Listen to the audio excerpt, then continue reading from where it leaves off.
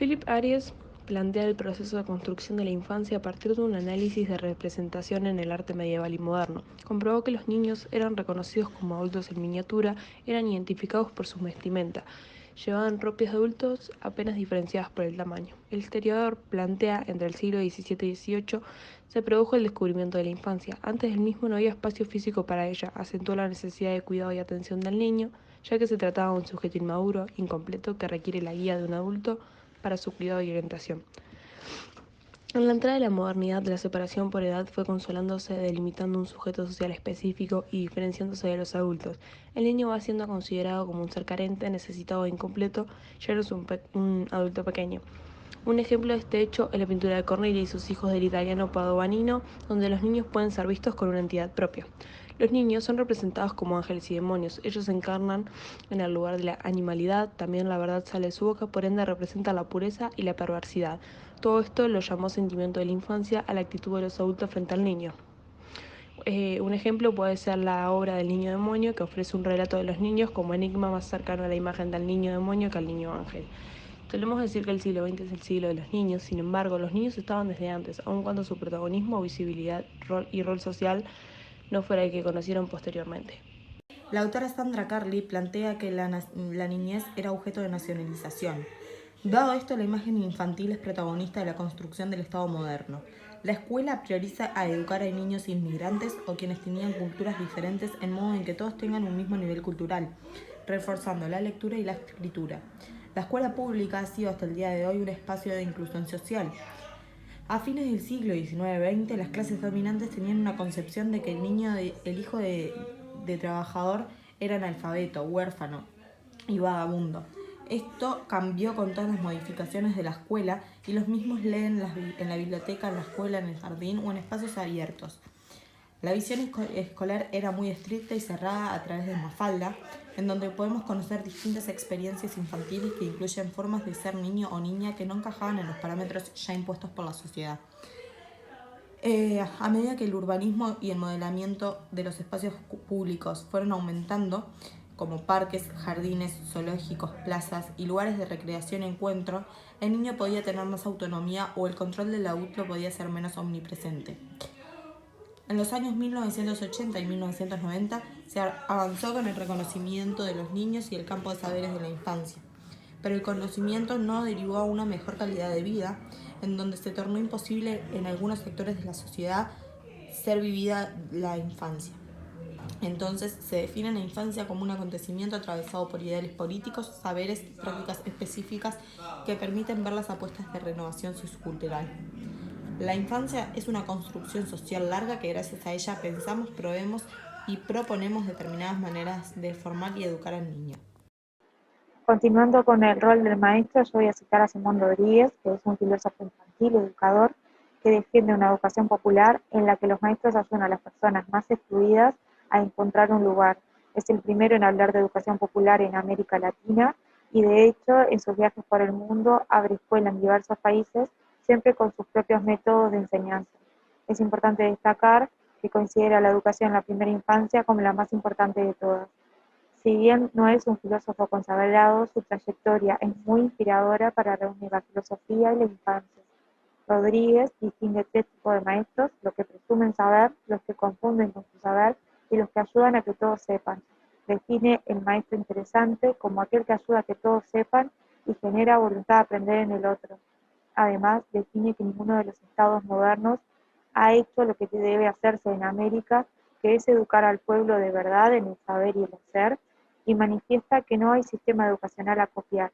En este sentido, es interesante citar una de sus frases, que es: o educamos inventando o educamos de forma errada, ya que plantea que si copiamos sin cuestionamiento alguno y temor a equivocarnos, cometemos una equivocación, porque estamos copiando un sistema educativo que no tiene que ver con nuestra región, con nuestra cultura, con nuestros lineamientos, y además podemos estar copiando aspectos negativos como como es el esclavismo o la discriminación racial. Para cerrar, dejamos su retrato con una cita muy interesante que dice que el maestro del niño debe ser sabio, ilustrado, filósofo y comunicativo, porque su oficio es formar hombres para la sociedad. La infancia como construcción social. En este punto vamos a hablar sobre la reconstrucción de la infancia. que hace excepción en 4 niños: el niño de las condiciones de vida, el niño de la experiencia infantil, el niño de la institución infancia y por último el niño de gobierno.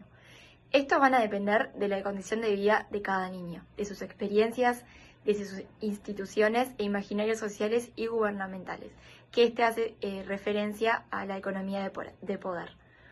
Entonces podemos ver que hay distintas formas de análisis sobre la reconstrucción social. La primera son las dinámicas de cambio y permanencia, que se relacionan con las preguntas de corte historiográfico. La segunda son las relaciones sociales y culturales, que por lo tanto la infancia es producida, reproducida y transformada. Y por último se establece una reflexión en las dinámicas de poder institucionalizadas y discursos hegemónicos y contrahegemónicos. Es importante saber entonces que cuando hablamos de infancia nos referimos a una construcción social. La infancia es una categoría que va cambiando a lo largo de los años y por lo tanto decimos que no es universal. A partir del año 1985 hay un cambio radical, que la mujer deja de estar en la casa todo el tiempo, comienza a surgir la industrialización y urbanización, esto a comienzos del siglo XX. Se empieza a categorizar también al niño en varios contextos, como sociales, económicos, políticos, entre otros. Y por último, la infancia es una permanente sociocultural que cambia a través de diferentes grupos sociales y que también es construida y reconstruida por los niños. Se trata de las políticas sociales para la infancia. Este trayecto muestra cómo las políticas para la infancia se trata particularmente de mostrar que las imágenes hacen referencia a que son reconocidas como sujetos de una comunidad. Desde este punto se reconoce una voz, es decir, que el niño tiene algo que decir declarado como un derecho. El maltrato infantil vemos que comienza a hacerse más visible a nivel social. Pasa a ser un problema de orden privado y el niño debe ser cuidado y protegido, ya que puede haber comportamientos que indican que el niño es maltratado. Por ejemplo, no alimentarlo por decisión propia, no hacerlo pudiendo hacerlo, haciendo referencia a que no satisfacen las necesidades infantiles y ponen al niño en riesgo. Son fácilmente materia de intervención moral. Otro punto es la ciudadanía infantil, que da énfasis a una escala de reconocimiento que logra poner en su lugar a los sujetos como ciudadanos plenos. En esta definición se reparten derechos económicos, políticos válidos y estatus sociales valorados. La participación, la representación y la agencia infantil, que entendemos a esta última como diversos procesos sociales que permiten a los niños expresarse mejor. Estas están vinculadas a diferentes relaciones que atraviesan la vida de las personas, ya sea la etnia, la clase y el género.